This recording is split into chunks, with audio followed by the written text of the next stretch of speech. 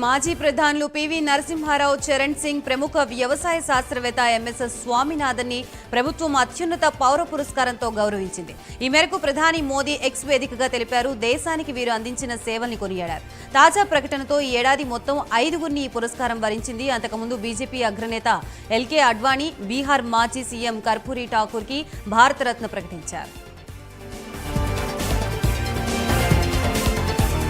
మాజీ ప్రధాని పివి నరసింహారావుకి కేంద్ర ప్రభుత్వం భారతరత్న ప్రకటించింది. ప్రధానిగా, విదేశాంగ మంత్రిగా, వ్యవసాయవేత్తగా, న్యాయవాదిగా దేశానికి సేవ చేశారు. రాజకీయాల్లో కీలక నిర్ణయాలు తీసుకుని ఆర్థిక అభివృద్ధికి తోడ్పడ్డారు. పివి నరసింహారావు పూర్తి పేరు పాములపర్తి వెంకట నరసింహారావు. 1991 నుండి 1996 వరకు భారతదేశ 9వ ప్రధానమంత్రిగా పనిచేశారు. భారతదేశ ఆర్థిక వ్యవస్థకి సంస్కరణలు తీసుకువచ్చారు. మాజీ ప్రధాని చరణ్ సింగ్ కి కేంద్ర ప్రభుత్వం భారతరత్న ప్రకటించింది. చరణ్ సింగ్ దేశ అభివృద్ధి కోసం ఎంతో కృషి చేశారు. ఉత్తర భారతదేశ వ్యవసాయ ఆర్థిక వ్యవస్థని మార్చడానికి సహాయం చేశారు. మొదట కాంగ్రెస్ పార్టీలో ఉన్న చరణ్ సింగ్ తర్వాత పార్టీని వీడి భారతీయ క్రాంతి దళ్ పార్టీని స్థాపించారు. 1967లో ఉత్తరప్రదేశ్ రాష్ట్రానికి ముఖ్యమంత్రి అయ్యారు. ఉత్తరప్రదేశ్ ముఖ్యమంత్రిగా భూ సంస్కరణల్ని తీసుకువచ్చారు. దేశానికి ప్రధానిగా, ఉప ప్రధానమంత్రిగా, హోంమంత్రిగా, ఆర్థిక మంత్రిగా సేవలందించారు. చరణ్ సింగ్ తన పరిపాలనతో రైతు బంధుగా పేరు తెచ్చుకున్నారు. ఎంఎస్ఎస్ స్వామినాథన్ కి కేంద్ర ప్రభుత్వం భారతరత్న ప్రకటించింది. ఎంఎస్ఎస్ స్వామినాథన్ భారతదేశానికి ఎంతో కృషి చేశారు. భారతదేశ వ్యవసాయంలో ఆధునీకరణలో కృషి చేశారు. ఒక ఆవిష్కర్తగా, మార్గదర్శకుడిగా ఎంతో మంది విద్యార్థుల్ని ప్రోత్సహించారు. సరికొత్త వంగడాలని సృష్టించారు. హరిత విప్లవానికి నాంది పలికారు. స్వాతంత్ర్య అనంతరం భారతదేశ ప్రజల అవసరాల్ని సరిపడినంత ఆహార ధాన్యాల్ని ఉత్పత్తి చేయాలని పరిస్థితుల్లో ఉంది. అలాంటి సమయంలో అధిక దిగుబడినిచ్చే గోధుమ వంగడాల్ని రూపొందించి ఆహార కొరతకు ముగింపు పలికారు.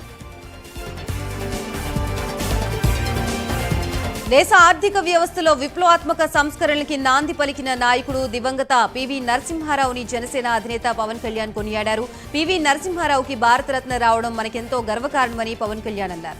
దేశ ప్రధానమంత్రిగా ఆయన తీసుకువచ్చిన సరళీకరణ విధానాలతో ఆర్థిక వ్యవస్థ పునర్జీవనం అయ్యే అవకాశం లభించిందన్నారు. పివి ప్రధానమంత్రిగా, ఉమ్మడి ఆంధ్రప్రదేశ్ ముఖ్యమంత్రిగా, కేంద్ర మంత్రిగా అందించిన సేవలు అనుపమానమైనవని కొనియాడారు. ఆ సేవలకు సముచిత గౌరవాన్ని కేంద్ర ప్రభుత్వం ఇచ్చిందన్నారు. ఇదే సందర్భంలో రైతు బాంధవుడిగా పేరొందిన దేశ 5వ ప్రధానమంత్రి దివంగత చరణ్ సింగ్ కి భారతరత్న ప్రకటించడం ముదావాహమన్నారు. వ్యవసాయ రంగంలో హరిత విప్లవానికి ఆద్యుడైన శాస్త్రవేత్త దివంగత ఎంఎస్ఎస్ స్వామినాథన్ కు భారతరత్నతో గౌరవించాలని కేంద్రం నిర్ణయించడం ఆనందదాయకమని పవన్ కళ్యాణ్ వెల్లడించారు. మూడ్ ఆఫ్ ది నేషన్ పేరుతో ఇండియా టుడే రాబోయే పార్లమెంట్ ఎన్నికలపై దేశవ్యాప్తంగా సర్వే నిర్వహించింది. దేశంలోని అన్ని లోక్సభ స్థానాల్లో మొత్తం 35,801 శాంపిళ్లను సేకరించింది. మరోసారి కేంద్రంలో బీజేపీ అధికారంలోకి రానుందని సర్వే నివేదిక ద్వారా తెలుస్తోంది. బీజేపీకి సింగిల్ గా 303 స్థానాలు రానున్నాయని, ఇండియా కూటమికి 166 సీట్లు రానున్నట్లు అంచనాలు వేసింది.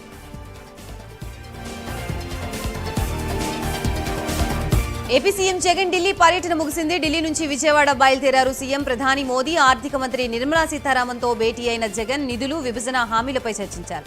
తాజా రాజకీయ పరిస్థితులపై సమావేశంలో చర్చ జరిగినట్లుగా తెలుస్తోంది. గవర్నర్ ప్రసంగానికి ధన్యవాద తీర్మానాన్ని ఎమ్మెల్యే వేముల వీరేశం ప్రవేశపెట్టారు. కాంగ్రెస్ ప్రభుత్వాన్ని పడగొట్టడానికి, కూల్చగొట్టడానికి గోడలు కాదని ప్రజా ప్రభుత్వమని అన్నారు. అవమానించిన బీఆర్ఎస్ నుంచే ఆదరించే కాంగ్రెస్ వద్దకు చేరానని, బీఆర్ఎస్ పాపాల చిట్టాన్ని బయట పెడతానని వేముల వీరేశం అన్నారు.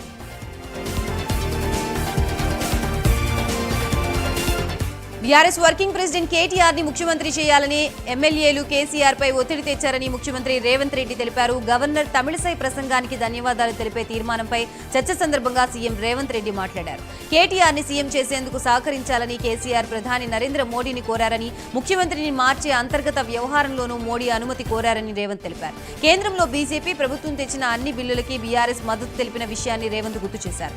బీజేపీ, బీఆర్ఎస్ ఒకటేనని ఆయన తెలిపారు. తెలంగాణ రాష్ట్ర అసెంబ్లీ బడ్జెట్ సమావేశాలు రెండో రోజు ముగిశాయి. అయితే బీఆర్ఎస్ ఎమ్మెల్యేలు, ఎమ్మెల్సీలు ఆటోల్లో అసెంబ్లీకి వచ్చారు. ఆటో డ్రైవర్ల విషయంలో ప్రభుత్వ వైఖరికి నిరసనగా బీఆర్ఎస్ ఎమ్మెల్యేలు, ఎమ్మెల్సీలు అసెంబ్లీకి ఆటోలోకి చేరుకున్నారు.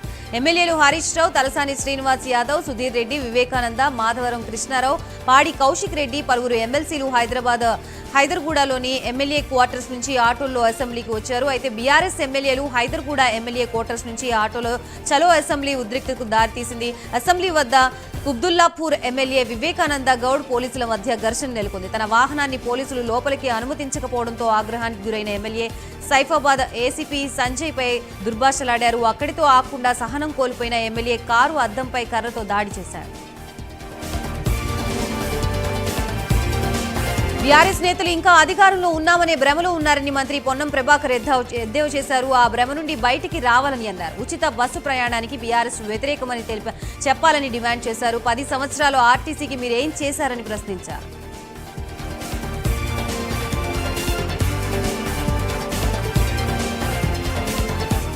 మండలి మెంబర్స్ హాల్లో బీఆర్ఎస్ ఎమ్మెల్సీలు భేటీ అయ్యారు. బీఆర్ఎస్ ఎమ్మెల్సీలు సభలో అనుసరించాల్సిన విధానంపై చర్చించారు. సీఎం క్షమాపణపై వెనక్కి తగ్గేది లేదని ఎమ్మెల్సీలు స్పష్టం చేశారు. మంత్రులతో చర్చల సారాంశాన్ని ఎమ్మెల్సీలకు ఎమ్మెల్సీ భానుప్రసాద్ వివరించారు.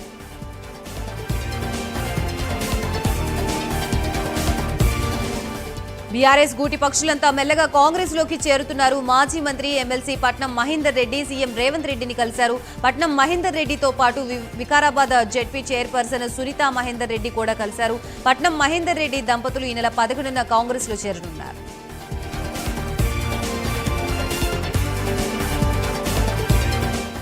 మేడారం సమ్మక్క సారలమ్మ జాతరకు రావాల్సిందిగా మంత్రి పొన్నం ప్రభాకర్ ని మంత్రి సీతక్క ఆహ్వానించారు. ఈ మేరకు ఆహ్వాన పత్రికను అసెంబ్లీలో మంత్రి సీతక్క గిరిజన సంక్షేమ శాఖ కమిషనర్ శరత్ పొన్నం ప్రభాకర్ కి అందజేశారు.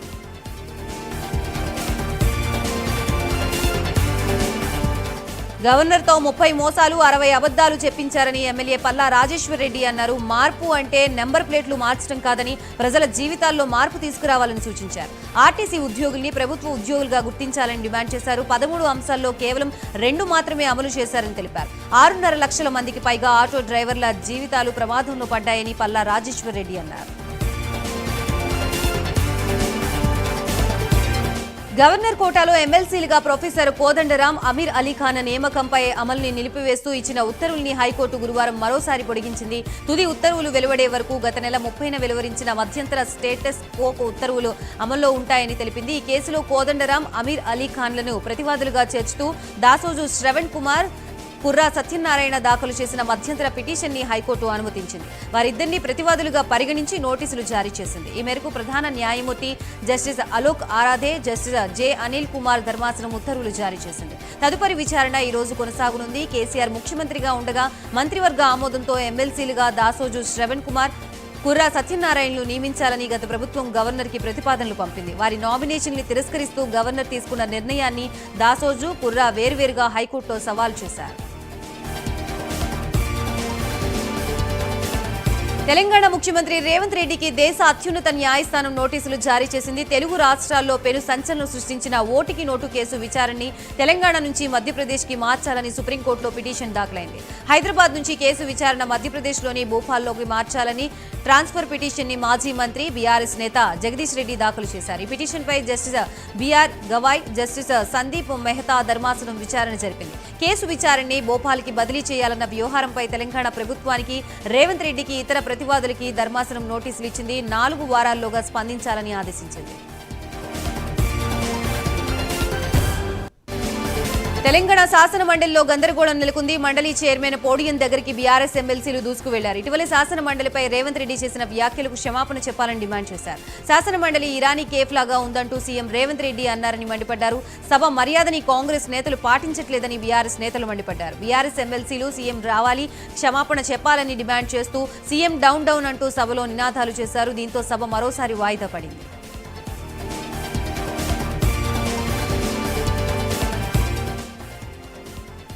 అసెంబ్లీ కమిటీ హాల్లో ఆన్లైన్ ద్వారా మేడారం సమ్మక్క సారలమ్మ జాతరకు నిలువెత్తు బంగారం సమర్పించే కార్యక్రమాన్ని సీఎం రేవంత్ రెడ్డి ప్రారంభించారు. ఈ కార్యక్రమంలో పలువురు మంత్రులు, ప్రభుత్వ అధికారులు పాల్గొన్నారు. తన మనవరాలి నిలువెత్తు బంగారం ఆన్లైన్ ద్వారా మంత్రి పొంగులేటి శ్రీనివాస్ రెడ్డి సమర్పించారు. మేడారం జాతరకి వెళ్లలేని భక్తుల కోసం అమ్మవార్లకి ఇచ్చే నిలువెత్తు బంగారాన్ని సమర్పించే సదుపాయాన్ని ప్రభుత్వం కల్పించింది.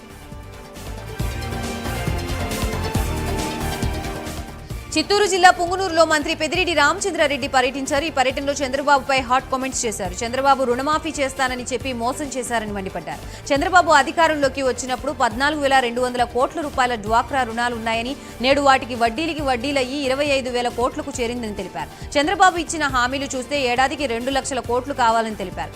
అసలు ఇది సాధ్యమేనా అని ప్రజలు ఆలోచన చేయాలని మంత్రి పెద్దిరెడ్డి సూచించారు.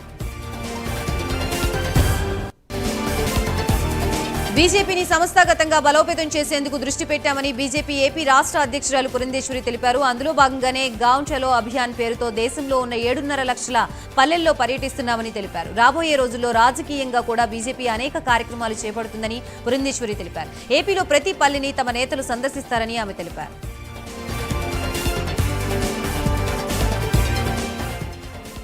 ఏలూరు జిల్లా కైగులూరు నియోజకవర్గంలో జనసేన పార్టీ సమన్వయకర్త వివి రావు జనసేన జనబేరి పాదయాత్ర నిర్వహించారు. ఈ కార్యక్రమంలో భాగంగా వేమవరపాడులో నాగేంద్ర స్వామి వారి దేవాలయంలో ప్రత్యేక పూజలు నిర్వహించారు. అనంతరం గ్రామంలో ఇంటింటికి పర్యటించారు. పవన్ కళ్యాణ్ సిద్ధాంతాన్ని, కౌలు రైతులకు ఆసరా వంటి ఎన్నో మంచి పనుల్ని ప్రజల్లోకి తీసుకువెడుతున్నామని వివి రావు తెలిపారు. ప్రజల్లో సీఎం జగన్ పై తీవ్ర వ్యతిరేకత ఉందని ఆయన అన్నారు.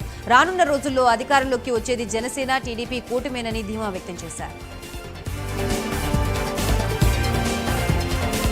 ఆంధ్రప్రదేశ్ కాంగ్రెస్ అధ్యక్షురాలు షర్మిల నేడు కొవ్వూరు నియోజకవర్గంలో పర్యటించారు. అక్కడ జరిగే రాజన్న రచ్చబండ కార్యక్రమంలో పాల్గొన్నారు. పార్టీని బలోపేతం చేయడమే లక్ష్యంగా వైఎస్ షర్మిల పర్యటనలు సాగుతున్నాయి. రచ్చబండ కార్యక్రమంలో ప్రజలకి ఉన్న సమస్యల్ని అడిగి తెలుసుకున్నారు.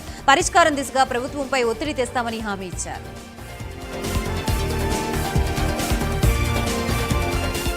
పల్నాడు పిడుగురాళ్లలో జంగా కృష్ణమూర్తి ఆత్మీయ సమావేశం నిర్వహించారు. తాను చేస్తున్నది ఆత్మగౌరవ పోరాటమని జంగా కృష్ణమూర్తి తెలిపారు. టీడీపీలో చేరతానని తప్పుడు వార్తలు ప్రచారం చేస్తున్నారని ఆగ్రహం వ్యక్తం చేశారు. తనని నమ్మిన వారి కోసం ప్రాణాలు ఇవ్వడానికైనా సిద్ధమని తెలిపారు. ప్రస్తుత రాజకీయాలు అవసరం తీరి వరకే ఓడు మల్లన్న, అనంతరం బోడు మల్లన్నలా ఉన్నాయని మండిపడ్డారు. అభిమానుల ఆకాంక్ష మేరకే రాజకీయ ప్రస్థానంగా ఉందని జంగా కృష్ణమూర్తి తెలిపారు. ఇన్నర్ రింగ్ రోడ్డు వ్యవహారంలో సిఐడి వేసిన ఛార్జ్ షీట్ ని విజయవాడ ఏసీబీ కోర్టు తిరస్కరించింది. అవినీతి నిరోధక చట్టంలోని సెక్షన్ 19 ప్రకారం అనుమతి లేదని ఏసీబీ కోర్టు స్పష్టం చేసింది. నిన్న ఏసీబీ కోర్టులో సిఐడి ఛార్జ్ షీట్ ని దాఖలు చేసింది. ఈ కేసులో టీడీపీ అధినేత చంద్రబాబు, మాజీ మంత్రి నారాయణ, లింగంనేని రమేష్, రాజశేఖర్, నారా లోకేష్ మరికొందరిని నిందితులుగా సిఐడి పేర్కొంది. ఈ కేసులో ఛార్జ్ షీట్ వేయాలంటే అవినీతి నిరోధక చట్టంలోని సెక్షన్ 19 ప్రకారం అనుమతి ఉండాలని పేర్కొంది. ఏసీబీ కోర్టు తిరస్కరించిన ఛార్జ్ షీట్ ని కోర్టులోనే ఉంచిన సిఐడి అధికారులు. తెలంగాణ కేబినెట్ సమావేశం జరిగింది. బడ్జెట్ కి మంత్రివర్గం ఆమోదం తెలిపింది. రేపు తెలంగాణ ప్రభుత్వం బడ్జెట్ ప్రవేశపెట్టనుంది. నేడు గవర్నర్ ప్రసంగంపై ధన్యవాద తీర్మానంలో సీఎం రేవంత్ రెడ్డి ప్రసంగించారు.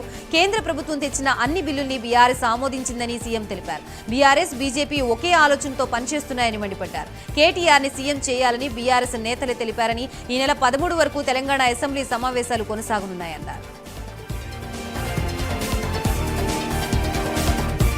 రాబోయే ఎన్నికల మహాసంగ్రామంలో ప్రజల కోసం పాటుపడే ప్రభుత్వాన్ని ఎన్నుకోవాలని హిందూపురం ఎమ్మెల్యే నందమూరి బాలకృష్ణ ప్రజలకు పిలుపునిచ్చారు. నియోజకవర్గం పర్యటనలో భాగంగా ఎమ్మెల్యే నందమూరి బాలకృష్ణ పట్టణంలోని శ్రీకంఠపురం సర్కిల్లో స్వాతంత్ర సమరయోధుడు వడ్డే ఓబన్న విగ్రహానికి పూలమాల వేసి నివాళులర్పించారు. ఈ సందర్భంగా ఎమ్మెల్యే నందమూరి బాలకృష్ణ మాట్లాడుతూ తెలుగుదేశం పార్టీ స్థాపించి తన తండ్రి రామారావు ప్రసంగంలో కార్మికులు కరిగిన కండరాల్లో నుంచి తెలుగుదేశం పార్టీ పుట్టిందని ఆనాడే తెలిపారన్నారు. వడ్డెర కులస్తులకి 30% రిజర్వేషన్ కల్పించింది టీడీపీ ప్రభుత్వమేనని విషయం అందరూ గుర్తు చేసుకోవాలన్నారు. వైసీపీ ప్రభుత్వం ద్వారా ఎవరికీ న్యాయం జరగడం లేదని ఆయన మండిపడ్డారు. కుల మతాలకు అతీతంగా దేశంలో గొప్ప సేవలు చేసిన వారికి భారతరత్న ఇవ్వాలని ప్రజాశాంతి పార్టీ అధ్యక్షుడు కేఏ పాల్ డిమాండ్ చేశారు. పివి నరసింహారావుకి దేశ అత్యున్నత పురస్కారం భారతరత్న ప్రకటించడం పట్ల హర్షం వ్యక్తం చేశారు. లోక్సభ మాజీ స్పీకర్లు JMC Balayogi, PA Sangma, Telugu Desam party వ్యవస్థాపకుడు ఎన్టీఆర్ కి కూడా భారతరత్న ఇవ్వాలని కేంద్ర ప్రభుత్వాన్ని కేఏ పాల్ డిమాండ్ చేశారు. బీజేపీ కురవృద్ధుడు ఎల్కే అద్వానీని ఆలస్యంగా భారతరత్న ఇచ్చారని తెలిపారు. నేడు మంచిర్యాల, నస్పూర్ మున్సిపాలిటీల్లో చైర్మన్, వైస్ చైర్మన్ల ఎన్నిక జరగనుంది. దీనికి సంబంధించిన ఏర్పాట్లని అధికారులు పూర్తి చేశారు. ఇప్పటికే అవిశ్వాస తీర్మానంతో బీఆర్ఎస్ చైర్మన్, వైస్ చైర్మన్లని పదవుల నుంచి దింపేశారు. కాంగ్రెస్ కౌన్సిలర్లు ఇవాళ నూతన చైర్మన్, వైస్ చైర్మన్లని ఎన్నుకోనున్నారు. ఆదిలాబాద్ జిల్లా ఇంద్రవెల్లి మండలంలోని కేస్లాపూర్లో నేటి నుంచి 3 రోజుల పాటు నాగోబా జాతర జరగనుంది. ఈ రోజు అర్ధరాత్రి మహాపూజ తర్వాత జాతర ప్రారంభం కానుంది. 9, 10, 11 తేదీలో జరిగే జాతర 12న దర్బార్తో ముగుస్తుంది.